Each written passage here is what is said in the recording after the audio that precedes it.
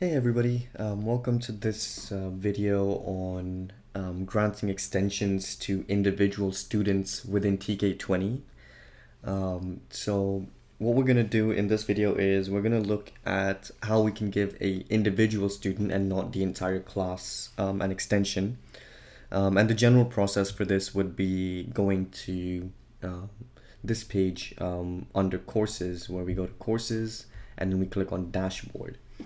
What you're going to see on this page is basically a list of all the courses you have taught, which have assignments available within them, kind of in different tabs here.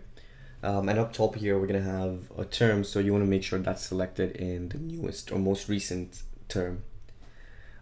So once you've selected that course, again, there might be many, once you've selected one of them, you would get these two bar graphs, and they might appear in this format without having been expanded, so you can just click on expand all. And what that does is for each assignment now within that course, it gives you this bar chart with what should be three colors. It would be green for what has been submitted by the student and been graded. It would be yellow for what's been submitted but not yet graded, and it would be gray if that student or students have not yet submitted an assignment, or have not yet submitted a submission for that assignment.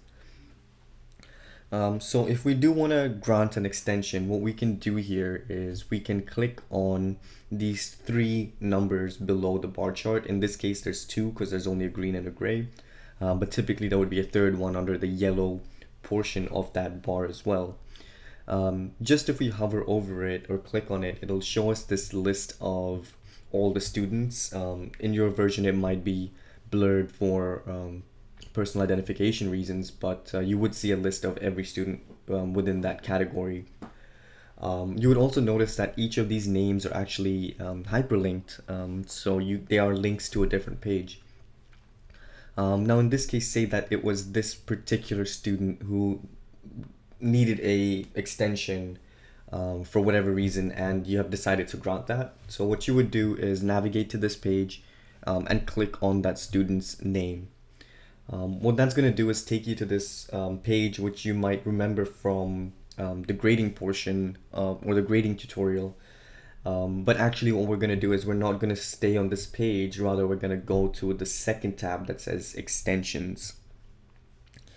Within extensions now, you will see this button that says edit due date. And what that is going to do is it will only edit the due date for this one student, right? So it shows you the current due date, which in this case was really far in the future because the actual due date was measured on Canvas or other sources, not using the TK20 date function. But if that is how you've gone about it, you could see the current date and the date that you want to change it to. We would also suggest that you make a brief comment just for tracking purposes, so we know the reason the extension was given, and it's just all recorded. And yeah, so that would basically be all you need to do for granting an extension. One thing to note is if the student has already clicked submit on their assignment and you grant the extension after that, their submission will get revoked, meaning that it would then become a pending assignment from their end, and they would not they would have to resubmit it or click on submit again to make sure you can see it. So just to reiterate, once you grant an extension, anything the student may have submitted will automatically get revoked and they would have to resubmit it. So please do ensure that they know that the extension has been granted to them.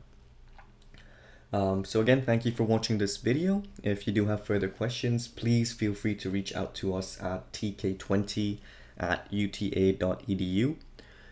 For a lot of other frequently asked questions, we do have a user manual which you can reference. It is available on our university website page and our college website page. So yeah, do reach out if you need anything else.